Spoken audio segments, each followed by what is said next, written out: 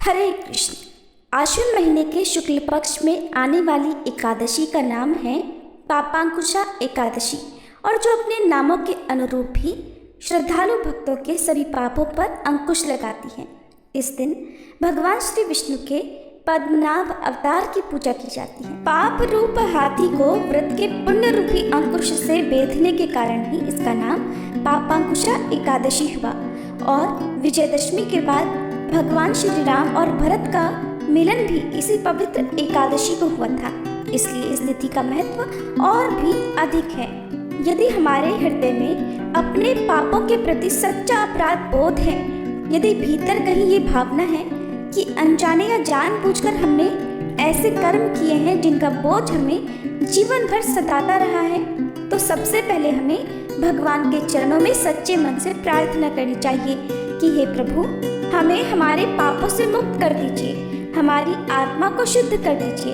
और इस भाव के जागृत होने पर ही पापांकुशा एकादशी का श्रवण और व्रत फलदायी बनता है, क्योंकि यह व्रत केवल विधि विधान ही नहीं बल्कि हृदय की विनम्रता और भगवान की शरणागति का प्रतीक है।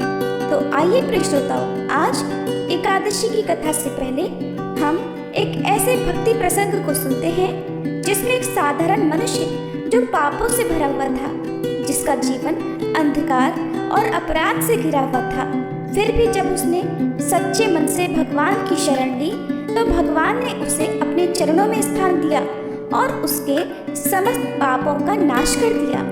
एक बार कर्मचंद और धर्मचंद नाम के दो भाई थे।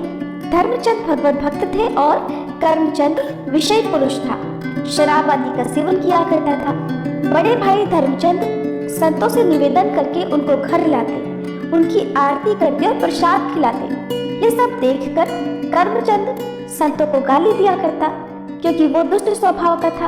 अब बड़े भाई ने सोचा कि इस दुष्ट का कैसे कल्याण होगा, क्योंकि संतों को गालियां देने से तो दुर्गति पक्की है। फिर एक बार अयोध्या के संतों की मंडली उनके वहां से निकली।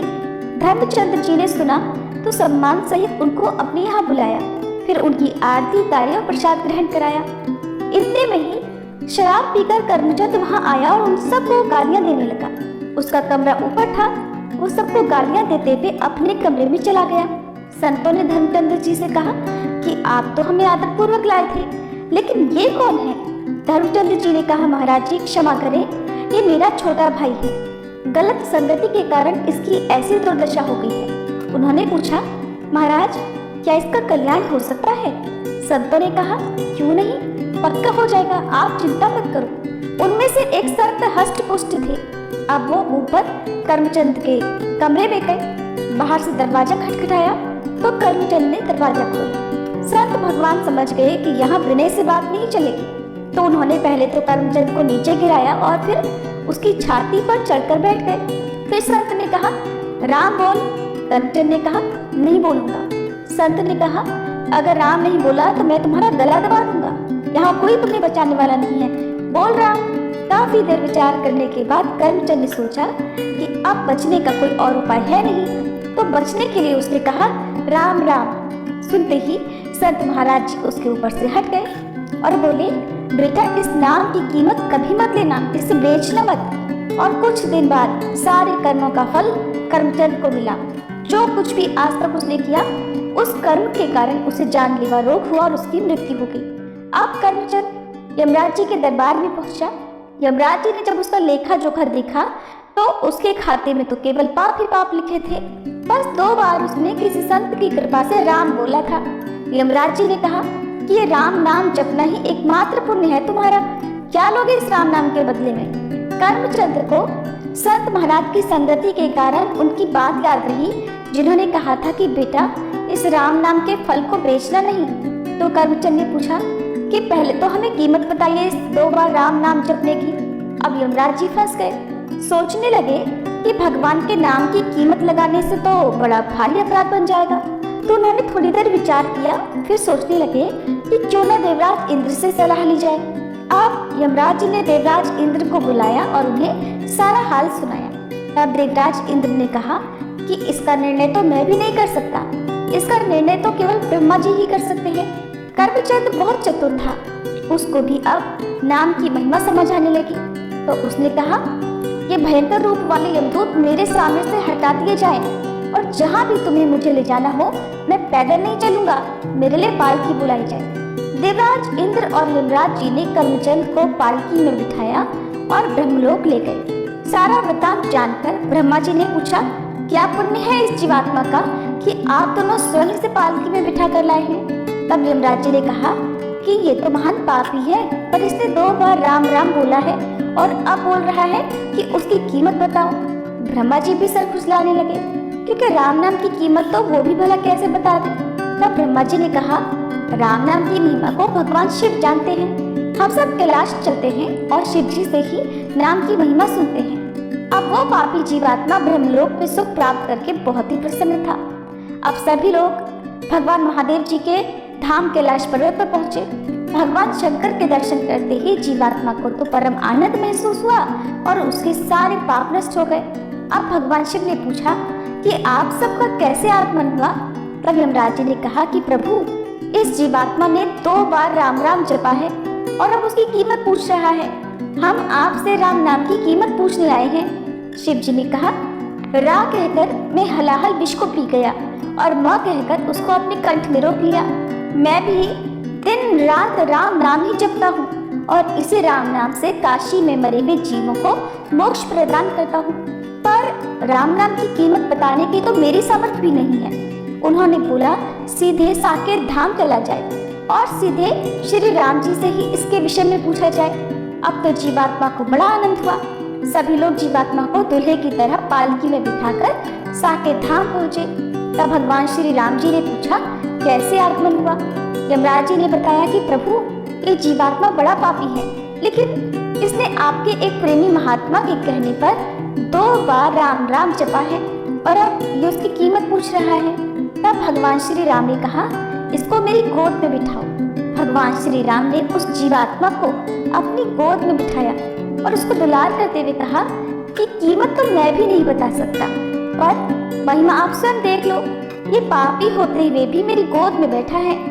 राम नाम की महिमा देखो कि शराब पीने वाला कुमार्गामी जीव जो संत द्रोह करता था, एक संत महाराज की अहेतु की कृपा से उसने अपने जीवन में केवल 2 बार ही राम नाम जपा, तो खुद श्री राम जी ने उसे अपनी गोद में बिठाया और दुलार कर रहे हैं। इसलिए कभी इस बात पर संदेह नहीं करना चाहिए कि 2-4 बार नाम जपने से भगवत प्राप्ति हो जाएगी क्या या नहीं होगी।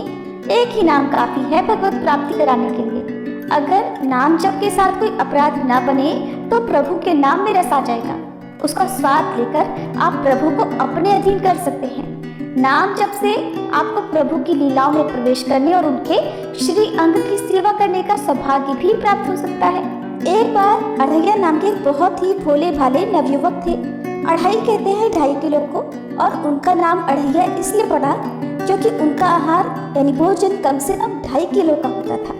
माता पिता की मृत्यु के बाद अब उन्हें 2.5 किलो आटे की रोटी खिलाने वाला कोई बचा ही नहीं। अब जब भोजन की कमी पड़ने लगी तो वे एक आश्रम में गए और उन्होंने कहा कि हमें नौकरी पर रख लीजिए। साथ ही उन्होंने आश्रम वालों को बताया कि वो तो 2.5 किलो भोजन पाते हैं। आश्रम वालों ने कहा कि वहाँ तो भंडारा चलता है, तो 2.5 किलो भोजन की व्यवस्था तो हो ही जाएगी। अब उन्होंने अढ़ैया जी से पूछा कि आप क्या सेवा कर सकते हैं। तो अढ़ैया जी ने कहा, जो आप सेवा बताएंगे और सिखाएंगे मैं वो सब कर लूँगा। तो उन्हें गैया चराने की सेवा दे दी गई और उन्हें बताया गया कि वैष्णव सिद्धांत का पालन करते हुए आप जब गाय चराने जा रहे हो तब यहाँ से आटा और सब्जी साथ लेकर जाएं, जंगल में भोजन पकाएं, ठाकुर जी को भोग लगाकर फिर आप प्रसाद पाएं। अढ़ैया जी कहने लगे, लेकिन हमें तो भोग लगाना आता ही नहीं। अब आश्रम से उन्हें आज्ञा मिली कि जैसे ही भोग तैयार हो जाए तो भगवान को बुला लीजिएगा, वो भोग लगा लेंगे, उसके बाद आप प्रसाद पा सकते हैं। अब अढ़ैया जी गाय लेकर चराने के लिए गए तो साथ में उन्होंने गोबर के उपले बीन लिए और 2.5 किलो आटे की बाटी बना ली और आलू का भरता भी बना लिया। फिर कहने लगे, गुरुदेव के ठाकुर आइए भोग लगाइए। जो श्री राम बड़े बड़े ऋषि मुनियों की साधना से भी नहीं आते थे, वो उस भोले भाले भक्त के पुकारने पर स्वयं आ गए। और अढ़ैया जी ने जब आंखें खोलकर देखा तो धनुष धारण किए हुए श्री राम सामने खड़े थे। अढ़ैया जी ने कहा, आप कौन हो? तब भगवान कहने लगे कि लोग हमें श्री राम कहते हैं। आपने ये तो कहा कि गुरुदेव के ठाकुर आइए, और हम तुम्हारे गुरुदेव के ठाकुर ही हैं, तो हम आ गए। तब श्री राम ने कहा कि आलू के भरते की तो बड़ी अच्छी खुशबू आ रही है, हम भी तुम्हारे साथ खाएंगे। अड़ैया जी ने कहा, हमें तो लगा बस आपको भोग लगाना होता है, आप सच में खाते हैं क्या? तो श्री राम जी कहने लगे, हम सबका नहीं खाते, लेकिन आप जैसे भक्त जब पुकारते हैं तो हम उनका जरूर पाते हैं। अब अड़ैया जी तो बिल्कुल भोले भाले थे, कुछ भी नहीं जानते थे। इससे पहले ठाकुर जी की सेवा उन्होंने कभी की नहीं, ना कभी भोग लगाया था। अब भगवान जो बड़े बड़े मूल्यों के ध्यान में भी नहीं आते थे, वो उस भोले भाले भक्त के सिर्फ एक बार बुलाने पर आ गए। राम जी कहने लगे कि आप आंखें बंद करिए तो हम आपको भोग पाएंगे। अड़ैया जी ने सोचा कि प्रभु बस 1 या 2 बाटी खाएंगे, चलो कोई बात नहीं, आज 2.5 किलो ना सही, थोड़ा कम ही सही, आज ऐसे ही गुजारा कर लेंगे। लेकिन प्रभु श्री राम ने तो सारी बाटी और सारा भरता खा लिया। अड़ैया जी ने आंखें खोली, देखा तो ना तो भरता था ना बाटी थी, सब गायब। तो कहने लगे, प्रभु क्या आज आप हमें भूखा रखेंगे? तो भगवान श्री राम कहने लगे, जानते हो आपके गुरुदेव ने भोग लगाने के लिए क्यों कहा? क्योंकि आज एकादशी है, इसलिए उन्होंने आपको आटा दे दिया, कहा था कि आप खुद पका के भोग लगा लेना। अब वो आपको रोज आटा और सब्जी दे देंगे और आप पकाने के बाद हमें बुला लेना। तो अड़ैया जी ने पूछा, आप रोज आएंगे? तो श्री राम जी ने बोला कि आप रोज बुलाएंगे तो हम रोज आ जाएंगे। अब अड़ैया जी आश्रम पर जाकर अपने गुरुजी से बोले कि गुरुजी, आज तो आपके ठाकुर जी आए थे और हमारी सारी बाटी खा गए, कल से हम 5 किलो आटा लेकर जाएंगे, 2.5 किलो आपके ठाकुर जी के लिए और 2.5 किलो हमारे खुद के लिए। सुनकर गुरुदेव जी को तो हंसी आ गई, सोचने लगे कि 2.5 किलो आटा भी इनके लिए कम पड़ने लगा। तो उन्होंने भंडारी से कहा कि पूछने की जरूरत नहीं है, ये जो भी मांगे इन्हें दे दीजिएगा। अगले दिन अड़ैया जी फिर से गाय लेकर जंगल पहुंचे। गायों को चराने के लिए छोड़ने के बाद उन्होंने चूल्हा तैयार किया, बाटी और भरता बनाया, पत्तल में भोजन परोस के उन्होंने आंखें बंद की और बोले, गुरुदेव के ठाकुर जी पधारिए। आंखें खोलकर देखा तो आज तो श्री राम जी के साथ सीता जी भी आई थी। अड़ैया जी ने पूछा, ये कौन है? तो श्री राम कहने लगे, ये तो हमारी अर्धांगिनी है। तो कल क्यों नहीं बताया था आपने कि आपकी अर्धांगिनी भी है, क्या ये भी भोजन करेंगे हमारे साथ? अड़ैया जी ने पूछा। तो प्रभु श्री राम कहने लगे, ये भी हमारे जितना ही पाती है। तब अड़ैया जी कहने लगे, भोग लगाइए गुरुदेव के ठाकुर। उनके ऐसा कहते ही माता सीता और प्रभु श्री राम जी सारी बाटी खा गए। अब अड़ैया जी आश्रम में गए और गुरुदेव से कहने लगे कि गुरुदेव, कल से 7.5 किलो आटा लगेगा। आज तो आपके ठाकुर जी अपनी पत्नी को भी साथ लेकर आए थे। आश्रम में किसी को भी उनकी बातों पर विश्वास नहीं हो रहा था। उन्हें लगा कि शायद अड़ैया जी गैयों को भी बाटी खिला देते होंगे। अब आज्ञा हुई कि उन्हें 7.5 किलो आटा दे दिया जाए। अगले दिन उन्हें बाटी बनाते बनाते दोपहर के 3 बज गए। पत्तल में परोसकर उन्होंने बोला, गुरुदेव के ठाकुर पधारो। इस बार श्री राम तो अपने साथ लखन जी और माता सीता जी दोनों को लेकर आ गए। अड़ैया जी ने फिर पूछा, आज ये कौन आ गए आपके साथ? श्री राम जी बोले, इन्हें नहीं जानते, तो हमारे छोटे भाई हैं। तो अड़ैया जी बोले, अगर आप पहले बता देते तो हम व्यवस्था करके आते। अब जितना भोजन मैंने बनाया है उतना तो हम सबके लिए कम पड़ जाएगा। तो श्री राम जी ने लक्ष्मण जी से कहा कि बहुत सरल भक्त है, तुम नाराज मत होना। जब वे तीनों चले गए भोजन पाकर, तो अड़ैया जी ने पत्तलों में से जो जूठन बची थी वो खुद खा ली। आज उनको एक अद्भुत आनंद महसूस हुआ। अगले दिन वो फिर से आश्रम से 10 किलो आटा मांगने लगे। उन्होंने बताया कि गुरुदेव, आज तो आपके ठाकुर जी के साथ एक गोरे गोरे भाई भी आए थे। अब गुरुदेव जी सोच रहे थे कि भला इस भोले भाले भगत को श्री राम, सीता जी और लखन जी का अनुभव कैसे हो सकता है। अड़ैया जी ने आज 10 किलो आटा लिया, जंगल गए, बाटी बनाई और फिर बोले, गुरुदेव के ठाकुर पधारो। आज तो उन्होंने देखा कि आज तो साथ में विशाल गदा लिए हनुमान जी भी आ गए। अब उन्होंने राम जी से पूछा, आज ये कौन है? तो श्री राम जी कहने लगे, ये तो हमारे प्रिय सेवक है हनुमान जी। तो अड़ैया जी कहने लगे, प्रभु अगर एक बार में ही बता देते कि आपके कुल में कितने लोग हैं तो हम उतने ही भोजन का इंतजाम करके आते। आप एक बार बता तो दीजिए कि कुल कितने लोग हैं, तो हम अपने गुरुजी से जाकर कह देंगे। ये सब बातें अड़ैया जी श्री राम जी से कह रहे थे। तब श्री राम जी ने हनुमान जी से कहा, गुस्सा मत होना, ये बहुत ही निराला भक्त है हमारा। अब कोई बात नहीं, जितना भोजन था वो सभी को पवाना था। तो अढ़ैया जी ने सबसे कहा कि प्रसाद पाइए प्रभु। सब ने प्रसाद पाया और जो बच गया था वो सब हनुमान जी ने खत्म कर दिया। आज फिर वापस जाकर अढ़ैया जी ने गुरुदेव से कहा, गुरुदेव कल से तो आप मुझे 5 किलो आटा और दे दीजिएगा। आज तो आपके प्रभु के साथ एक विशाल सेवक भी आए थे। अढ़ैया जी की बातें सुनकर गुरुदेव को आज बहुत रोमांच हुआ। उन्होंने सोचा कि क्या प्रभु सच में करुणा करके इस भगत को दर्शन दे रहे हैं। उन्होंने सोचा कि अगली बार ये वापस आए तो मैं इनकी परीक्षा लूंगा। इस बार वो 15 किलो आटा लेकर गए, बाटी बनाई और फिर बोले, गुरुदेव के ठाकुर पधारो। अब राम जी पधारे, साथ में आज 2 और लोग भी थे। तो उन्होंने श्री राम जी से पूछा, प्रभु अब ये कौन है? तो राम जी कहने लगे, ये तो हमारे 2 और भाई हैं, भरत और शत्रुघ्न। फिर से आज सबने प्रसाद पाया। अब अढ़ैया जी वापस आश्रम में आ गए तो गुरुदेव से कहा, गुरुदेव कल से तो 20 किलो वाली आटे की बोरी ही दे दीजिएगा। अब आपके ठाकुर के साथ इतने और ठाकुर आते हैं कि वो तो सब कम पड़ जाता है, और आपके तो इतने ठाकुर हैं, फिर तो हम उनके लिए अब दिन भर भोग ही बनाएंगे। अब अगले दिन वो बहुत सारी व्यवस्था करके गए, आटे की बोरी भी लेकर गए, जंगल में ले जाकर गैयों को चरने के लिए छोड़ दिया और एक पेड़ के नीचे सारी सामग्री रख दी। लेकिन आज उन्होंने कुछ भी नहीं पकाया और आवाज लगाई, गुरुदेव के ठाकुर पधारिए। अब प्रभु श्री राम आए तो कहने लगे, आज तो कुछ भी खुशबू नहीं आ रही है, क्यों कुछ बनाया नहीं क्या? तो अढ़ैया जी बोले, प्रभु आपके साथ तो आपकी पत्नी है, सेवक है, इतने दिन से आप हमारे हाथ का प्रसाद पा रहे हैं, आज हम आपके हाथ का पाना चाहते हैं। अब तो प्रभु ने सीता जी की तरफ देखा, ये तो बहुत अलबेला भक्त है। सीता जी अनंत सामर्थ्यशाली है और सभी शक्तियों की स्वामिनी है।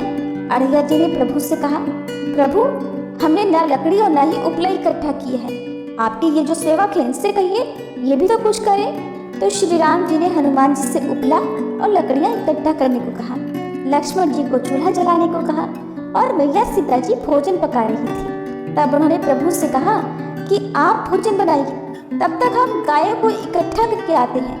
अब वो भागकर आश्रम में गए और गुरुदेव से बोले कि गुरुदेव आज तो हमने आपके ठाकुर के पूरे परिवार को फंसा लिया है, आज तो सारे ठाकुर मिलकर रोटी और बाटी बना रहे हैं। गुरुदेव चलिए, जल्दी चलिए गुरुदेव, आपको शंका होती थी ना, आज आप उनके हाथ से बना भोजन ग्रहण कीजिए। अब गुरुदेव ने सोचा, ये तो पागल आदमी है। राम जी जो बड़े बड़े योगियों के ध्यान में भी नहीं आते, वो भला कैसे एक गंवार आदमी जिसको कोई नाम तक जपना नहीं आता था, कोई ग्रंथ पढ़ना नहीं आता, उसके भला सामने कैसे आ सकते हैं? लेकिन उन्होंने सोचा कि भगवान की दयालुता पर तो संशय करना ही नहीं चाहिए, चलकर देख लेते हैं सच्चाई क्या है। गुरुदेव निरंतर भजन परायण थे तो प्रभु के दर्शन के अधिकारी तो थे ही। अब जब वे वहां पहुंचे तो वहां तो पूरा का पूरा राम दरबार उपस्थित था। अब उन्होंने प्रभु के चरणों में साष्टांग प्रणाम किया और कहने लगे, प्रभु ये आपकी लीला समझ में नहीं आई। तब भगवान ने कहा कि देखो, जो ज्ञानी भक्त हैं मैं अत्यंत तर्क के द्वारा भी उनकी पकड़ में नहीं आता। जो विद्वान हैं उनकी विद्वत्ता मुझे नहीं छू सकती, लेकिन जो दीन हैं, जो भोले हैं, उनके सामने मैं अपनी दिव्यता और महानता को भूल जाती हूँ। देखो तुम्हारे इस भक्त की आज्ञा पर हमारा पूरा परिवार इनकी सेवा में लगा हुआ है। ऐसा कहकर प्रभु श्री राम गुरुदेव जी और उनके भक्त अढ़ैया जी को दर्शन देकर कृतार्थ कर अपने परिवार सहित वहीं अंतर्ध्यान हो गए। तो अढ़ैया जी में कोई नाम जप या कोई पूजा पाठ की दिनचर्या तो थी नहीं, लेकिन उन्होंने अपने गुरुदेव की हर आज्ञा का पालन किया। गुरुदेव जी ने उनको जैसी शिक्षा दी उसका पालन उन्होंने सही से किया, तभी तो उन्हें इतनी आसानी से प्रभु मिल गए। तो हमें गुरु की आज्ञा का पालन तो अवश्य करना चाहिए और हम सबके जीवन में कोई ना कोई गुरु तो अवश्य होने चाहिए। भगवान श्री कृष्ण ने धर्मराज युधिष्ठिर को इस एकादशी का महत्व बताते हुए कहा है कि यह एकादशी पापों का निरोध करती है, अर्थात पाप कर्मों से मनुष्य की रक्षा करती है। सनातन धर्म में कोई भी व्रत बिना कथा के पूरा नहीं माना जाता, इसलिए एकादशी व्रत रखने वाले सभी भक्तों को पापांकुशा एकादशी की इस कथा का श्रवण भी अत्यंत सच्चे मन से करना चाहिए। प्रिय श्रोताओं, अब हम सभी भगवान श्री लक्ष्मी नारायण का ध्यान करते हुए पापांकुशा एकादशी की व्रत कथा का श्रवण कर कथा सुनने का समस्त पुण्य भगवान के श्री चरणों में समर्पित करते हैं। आश्विन माह के कृष्ण पक्ष की इंदिरा एकादशी व्रत का महात्म्य सुनने के बाद धर्मराज युधिष्ठिर की जिज्ञासा और बढ़ गई। तब उन्होंने हाथ जोड़कर भगवान मधुसूदन से पूछा कि हे मधुसूदन, अब आप कृपा करके ये भी बताइए कि आश्विन के शुक्ल पक्ष में किस नाम की एकादशी होती है। तब भगवान श्री कृष्ण बोले, राजन, आश्विन के शुक्ल पक्ष में जो एकादशी होती है वह पापांकुशा के नाम से विख्यात है। वह सब पापों को हरने वाली और उत्तम है। उस दिन संपूर्ण मनोरथ की प्राप्ति के लिए मनुष्यों को स्वर्ग और मोक्ष प्रदान करने वाले पद्मनाभ संज्ञक मुझ वासुदेव का पूजन करना चाहिए। जितेंद्रिय मुनि चिरकाल तक कठोर तपस्या करके जिस फल को प्राप्त करता है वह उस दिन भगवान गरुड़ ध्वज को प्रणाम करने से ही मिल जाता है। पृथ्वी पर जितने तीर्थ और पवित्र देवालय हैं उन सब के सेवन का फल भगवान विष्णु के नाम कीर्तन मात्र से ही मनुष्य प्राप्त कर लेता है। जो शारंग धनुष धारण करने वाले सर्वव्यापक भगवान जनार्दन की शरण में जाते हैं उन्हें कभी यमलोक की यातना नहीं भुगतनी पड़ती। यदि अन्य कार्य के प्रसंग से भी मनुष्य एकमात्र एकादशी को उपवास कर ले तो उसे कभी यम यातना नहीं प्राप्त होती। जो पुरुष विष्णु भक्त होकर भगवान शिव की निंदा करता है वह भगवान विष्णु के लोक में स्थान नहीं पाता, उसे निश्चय ही नरक में गिरना पड़ता है। इसी प्रकार यदि कोई शैव या पाशुपत होकर भगवान विष्णु की निंदा करता है तो वह घोर रौरव नरक में डालकर तब तक पकाया जाता है जब तक कि 14 इंद्रों की आयु पूरी नहीं हो जाती। ये एकादशी स्वर्ग और मोक्ष प्रदान करने वाली, शरीर को निरोग बनाने वाली तथा सुंदर स्त्री, धन और मित्र देने वाली है। राजन, एकादशी को दिन में उपवास और रात्रि में जागरण करने से अनायास ही विष्णु धाम की प्राप्ति हो जाती है। हे युधिष्ठिर, वह पुरुष मात्र पक्ष की 10, पिता के पक्ष की 10 और स्त्री के पक्ष की 10 पीढ़ियों का भी उद्धार कर देता है। एकादशी व्रत करने वाले मनुष्य दिव्य रूपधारी, चतुर्भुज, गरुड़ की ध्वजा से युक्त, हार से सुशोभित और पीतांबरधारी होकर भगवान श्री विष्णु के धाम को जाते हैं। आश्विन के शुक्ल पक्ष में पापांकुशा का व्रत करने मात्र से ही मनुष्य सब पापों से मुक्त होकर श्री हरि के लोक में जाता है। जो पुरुष सुवर्ण, तिल, भूमि, गौ, अन्न, जल, जूते और छाते का दान करता है वह कभी यमराज को नहीं देखता। राजन, दरिद्र पुरुष को भी चाहिए कि वह यथाशक्ति स्नान, दान आदि क्रिया करके अपने प्रत्येक दिन को सफल बनाए। जो होम, स्नान, जप, ध्यान और यज्ञ आदि पुण्य कर्म करने वाले हैं उन्हें भयंकर यम यातना नहीं देखनी पड़ती। लोक में जो मानव दीर्घायु, धनाढ्य और कुलीन तथा निरोगी देखे जाते हैं वे पहले के पुण्यात्मा हैं। पुण्यकर्ता पुरुष ऐसे ही देखे जाते हैं। इस विषय में अधिक कहने से क्या लाभ युधिष्ठिर। मनुष्य पाप से दुर्गति में पड़ते हैं और धर्म से स्वर्ग लोक को जाते हैं। राजन, तुमने मुझसे जो कुछ पूछा था उसके अनुसार पापांकुशा का महात्म्य मैंने वर्णन कर दिया। भगवान श्री कृष्ण के श्रीमुख से पापांकुशा का महात्म्य सुनकर तब श्रद्धापूर्वक धर्मराज ने भी इस व्रत का विधि पूर्वक पालन किया, जिसके पुण्य प्रताप से उनके जन्म जन्मांतर के पापों का नाश हुआ और अंत में वे भगवान श्री विष्णु के वैकुंठ लोक हो गए। ये पवित्र पापांकुशा एकादशी व्रत का पुण्य प्रताप ही था कि एक बहिरिया जिसने अपने पूरे जीवन में केवल हिंसा की थी, जो बहुत क्रूर और हिंसक था, उसका सारा जीवन एकमात्र पापांकुशा एकादशी के व्रत से बदल गया और उसे जन्म जन्मांतरों के पाप से मुक्ति मिल गई। अब इस कथा को भी विस्तार पूर्वक सुनिए। विंध्याचल पर्वत पर क्रोधन नामक एक बहेलिया रहा करता था। वह बहुत क्रूर और हिंसक था। उसका सारा जीवन हिंसा, लूटपाट, मद्यपान और गलत संगति में ही बीता था। एक दिन अचानक उसे जंगल में तपस्या करते हुए अंगिरा ऋषि मिले। उसने अंगिरा ऋषि से कहा कि मेरा कर्म बहेलिया का है, इस कारण हे मुनिवर, मुझे तो न जाने कितने ही निरीह पशु पक्षियों को मारना पड़ा है। मैंने जीवन भर पाप कर्म ही किए हैं, इसलिए मुझे तो नरक में ही जाना पड़ेगा। कृपा कर आप मुझे कोई ऐसा उपाय बताइए जिससे मेरे सारे पाप मिट जाएं और मोक्ष की प्राप्ति हो। उसके निवेदन करने पर महर्षि अंगिरा ने उसे आश्विन शुक्ल की पापांकुशा एकादशी का विधि पूर्वक व्रत करने को कहा। तब महर्षि अंगिरा के द्वारा बताए गए विधान अनुसार उस बहेलिये ने पापांकुशा एकादशी व्रत को विधि विधान से किया। इस व्रत के पुण्य प्रताप से उसके जीवन भर के सभी पाप नष्ट हो गए और जीवन के अंतिम क्षणों में उसे श्री हरि की कृपा से मोक्ष की प्राप्ति भी हो गई। इस प्रकार यदि पापी से पापी व्यक्ति भी अपने पापों का प्रायश्चित करते हुए पापांकुशा एकादशी व्रत करता है और इस कथा का श्रवण करता है, भगवान श्री हरि की कृपा से उसके सभी पाप कट जाते हैं। जिस प्रकार से बहेलिये को उसके सभी पापों से मुक्ति मिली, इसी प्रकार के श्री हरि हम सबको भी हमारे पापों से मुक्ति दिलाकर वैकुंठ लोक में वास देना। सभी प्रेम से बोलिए पद्मनाभ स्वामी की जय, श्री लक्ष्मी नारायण भगवान की जय, पापांकुशा एकादशी की जय।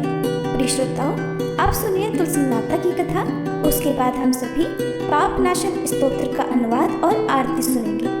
प्राचीन कथा के अनुसार एक बार एक बूढ़ी माई थी जो नियमित 11 माता का यानी एकादशी का उपवास रखा करती थी और तुलसी के पौधे की सेवा किया करती थी। तुलसी के पौधे को सिंचा करती थी। वे सुबह को बिना तुलसी के पौधे की पूजा किए अन्न या जल तक ग्रहण नहीं करती थी। जब भी वह बूढ़ी माई तुलसी के पौधे को सींचती तो तुलसी माता से कहती, हे तुलसी माता, सत की दाता, मैं तेरा बेलवा सींचती हूँ, मुझे बहू दे, पीले रंग की धोती दे, मीठा ग्रास दे, वैकुंठ में वास दे, अच्छी मौत दे, चंदन का काठ दे, अच्छा राज दे, खाने को दाल भात दे और 11 के दिन कृष्ण का कांधा दे। बूढ़ी माई की ये बात सुनकर तुलसी माता सूखने लगी। तुलसी माता को इस प्रकार सूखता देखकर एक दिन भगवान कृष्ण ने पूछा, हे तुलसी, तुम दिन प्रतिदिन क्यों सूखती जा रही हो? तब तुलसी माता ने कहा कि बस मेरे मन की मत पूछो प्रभु। भगवान कहने लगे, मैं नहीं पूछूंगा तो कौन पूछेगा? तब तुलसी माता कहती हैं कि हे प्रभु, एक बूढ़ी माई आती है और अपनी बात कहकर चली जाती है। मैं उनकी सारी बातें तो पूरी कर दूंगी, लेकिन कृष्ण का कांधा कहाँ से लाऊंगी? तब भगवान श्री कृष्ण बोले कि वो बूढ़ी माई मरेगी तो मैं अपने आप ही कांधा देने आ जाऊंगा, तुम बूढ़ी माई से ये बात कह देना। और इसके कुछ समय बाद वह बूढ़ी माई मर गई। बूढ़ी माई के मरने पर सारा गांव इकट्ठा हो गया और उनका अंतिम समय आने पर जब उन्हें उठाने लगे तब तो वह बहुत भारी हो गई, जिससे वो किसी से उठाए ना उठ सके। सभी कहने लगे, ये तो बहुत धर्मात्मा थी, बहुत संस्कारी थी, खूब पूजा पाठ करती थी, कोई पाप तक इन्होंने नहीं किया, फिर ये इतनी भारी कैसे हो गई? तभी बूढ़े ब्राह्मण के भेष में वहाँ भगवान श्री कृष्ण आए और कहने लगे कि भीड़ कैसी है? तब गांव वाले बोले कि एक बूढ़ी माई मर गई है और आज एकादशी का दिन है। वो इतनी पापी थी कि उसकी अर्थी उठाई नहीं उठ रही, ये तो बहुत भारी हो गई है। भगवान बोले कि मुझे इनके कान में कुछ कह लेने दो, फिर ये उठ जाएंगी। तब भगवान श्री कृष्ण बूढ़ी माई के पास गए और चुपके से उनके कान में कहा, हे बूढ़ी माई, तो अपने मन की कर ले, पीताम्बर की धोती ले, मीठा मीठा ग्रास ले, वैकुंठ में वास ले, चटक की चाल ले, चंदन का काठ ले, झालर की झनकार ले, दाल भात को जीम और श्री कृष्ण का कांधा ले। भगवान की सारी बातें सुनकर बूढ़ी माई तो हल्की हो गई और तब भगवान कृष्ण उन्हें अपने कांधे पर लेकर गए। इस प्रकार बूढ़ी माई को मुक्ति मिल गई और वह वैकुंठ लोक को चली गई। हे तुलसी माते, जैसे आपने उन बूढ़ी माई को मुक्ति दी, ऐसे ही सभी को मुक्ति देना। जैसे भगवान कृष्ण ने उन्हें कांधा दिया, वैसा ही हम सबको भी देना। प्रेम से बोलिए श्री कृष्ण भगवान की जय, तुलसी माता की जय। अब सुनिए पाप नाशक स्तोत्र का हिंदी अनुवाद। महर्षि वेद व्यास जी द्वारा रचित 18 पुराणों में से एक अग्नि पुराण में अग्निदेव द्वारा महर्षि वशिष्ठ को दिए गए विभिन्न उपदेश हैं और इसी के अंतर्गत इस समस्त पाप नाशक स्तोत्र के बारे में महात्मा पुष्कर कहते हैं कि मनुष्य चित्त की मलिनतावश चोरी, हत्या, पर स्त्री गमन आदि तरह तरह के पाप करता है, पर जब चित्त कुछ शुद्ध होता है तब उससे इन पापों से मुक्ति की इच्छा होती है। उस समय भगवान नारायण की दिव्य स्तुति करने से समस्त पापों का प्रायश्चित पूर्ण हो जाता है। इसलिए इस दिव्य स्तोत्र का नाम समस्त पाप नाशक स्तोत्र है। महात्मा पुष्कर कहते हैं, सर्वव्यापी श्री विष्णु को सदा नमस्कार है, श्री हरि विष्णु को नमस्कार है। मैं अपने चित्त में स्थित सर्वव्यापी अहंकार शून्य श्री हरि को नमस्कार करता हूँ। मैं अपने मानस में विराजमान अव्यक्त, अनंत और अपराजित परमेश्वर को नमस्कार करता हूँ। सबके पूजनीय, जन्म और मरण से रहित प्रभावशाली श्री विष्णु को नमस्कार है। श्री विष्णु मेरे चित्त में निवास करते हैं। श्री विष्णु मेरी बुद्धि में विराजमान है।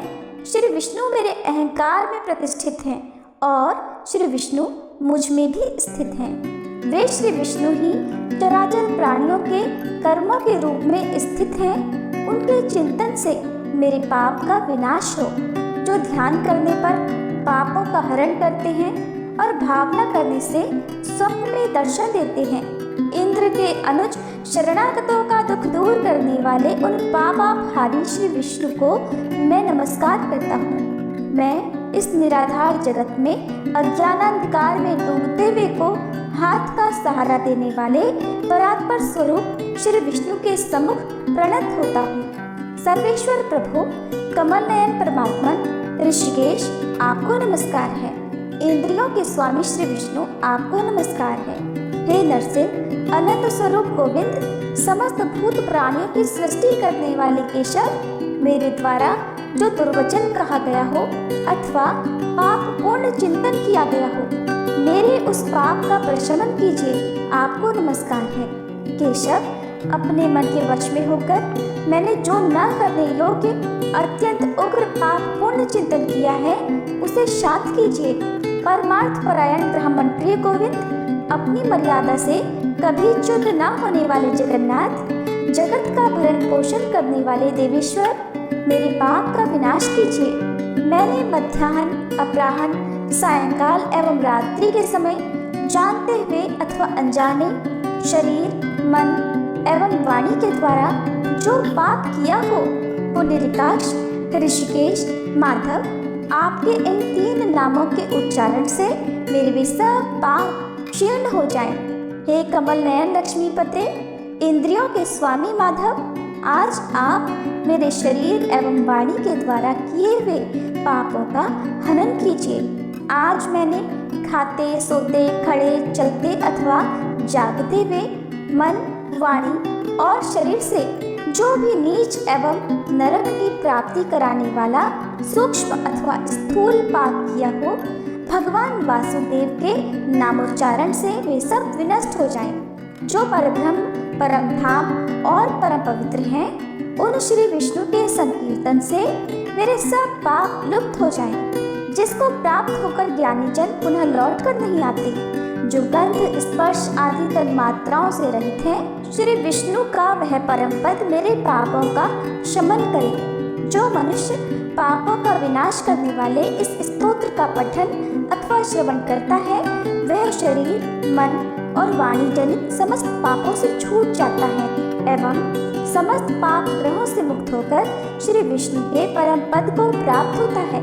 इसलिए किसी भी पाप के हो जाने पर इस स्तोत्र का जप करें। यह स्तोत्र पाप समूहों के प्रायश्चित के समान है। कृच्छ्र आदि व्रत करने वालों के लिए भी यह श्रेष्ठ है। स्तोत्र, जप और व्रत रूप प्रायश्चित से संपूर्ण पाप नष्ट हो जाते हैं। इसलिए भोग और मोक्ष की सिद्धि के लिए इनका अनुष्ठान करना चाहिए। अब सुनिए तुलसी माता और 11 माता की आरती। तुलसी महारानी नमो नमो, हरि की बटरानी नमो नमो, तुलसी महारानी नमो नमो। धन तुलसी पूरण तप कीनो, शालिग्राम बनी पटरानी नमो नमो, तुलसी महारानी नमो नमो, हरि की बटरानी नमो नमो। चाके पत्र मंजरी कोमल, श्रीपति कमल चरण लपटानी नमो नमो, तुलसी महारानी नमो नमो, हरि की बटरानी नमो नमो।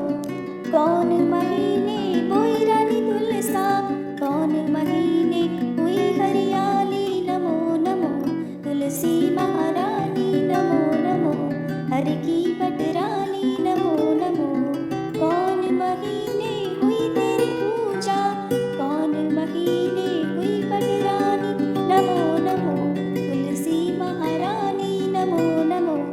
आषाढ़ मास में बोई रानी तुलसा, सावन महीने हुई हरियाली। नमो नमो तुलसी महारानी, नमो नमो हरि की पटरानी। नमो नमो कार्तिक मास में हुई तेरी पूजा, मंगसिर मास हुई पटरानी। नमो नमो तुलसी महारानी, नमो नमो हरि की पटरानी। नमो नमो धूप दीप नैवेद्य आरती, पुष्पन की वर्षा बरसानी। नमो नमो तुलसी महारानी, नमो नमो हरि की पटरानी। नमो नमो छप्पन भोग 3600 व्यंजन, बिन तुलसी हरि एक न मानी। नमो नमो तुलसी महारानी, नमो नमो हरि की पटरानी। नमो नमो जो तुलसी को सवेरे गाए,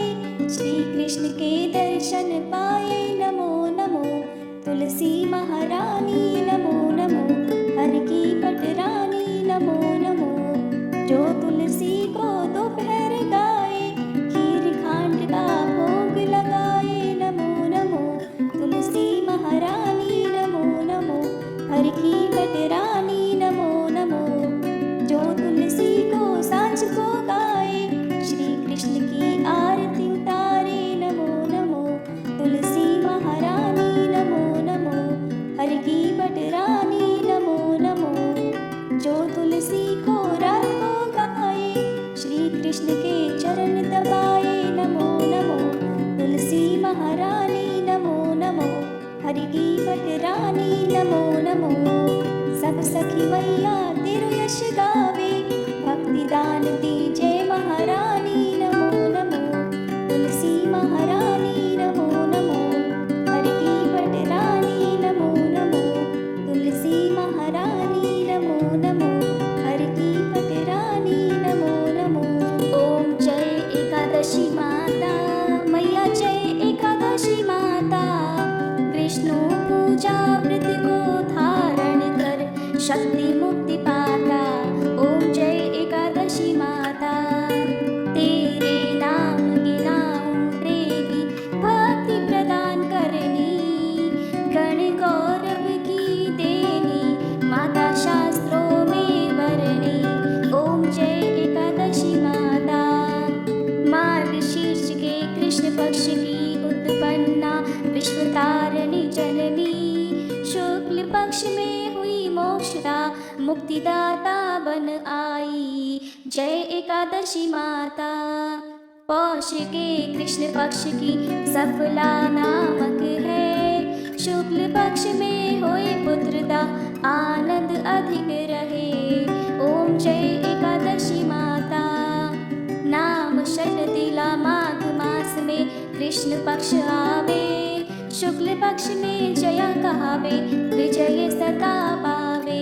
जय एकादशी माता, विजया फागुन कृष्ण पक्ष में शुक्ला आमल की। पाप मोचनी कृष्ण पक्ष में चैत्र महाबल की। ओम जय एकादशी माता, चैत्र शुक्ल में नाम कामदा, धन देने वाली। नाम वरुधनी कृष्ण पक्ष में वैशाख महावाली। ओम जय एकादशी माता, शुक्ल पक्ष में होई मोहनी, अपराजेष्ठ कृष्ण पक्षी। नाम निर्जला सब सुख करनी, शुक्ल पक्ष रखी। जय एकादशी माता, योगिनी नाम आषाढ़ में जानो, कृष्ण पक्ष करनी। देव शयनी नाम कहायो, शुक्ल पक्ष धरनी। जय एकादशी माता, कामिका श्रावण मास में आवे, कृष्ण पक्ष कहिए। श्रावण शुक्ला होए पवित्रा, आनंद से रहिए।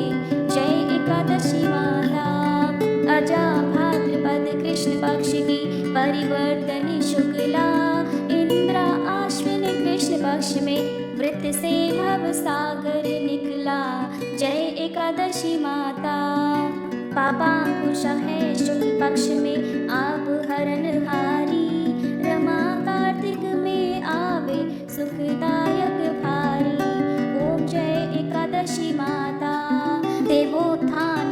पक्ष की दुख नाशक मैया, पावन मास में करो विनती, पार करो नैया। ओम जय एकादशी माता, परमा कृष्ण पक्ष में होती, जन मंगल करनी, शुक्ल पक्ष में हुई पद्मिनी, दुख दारिद्र हरनी।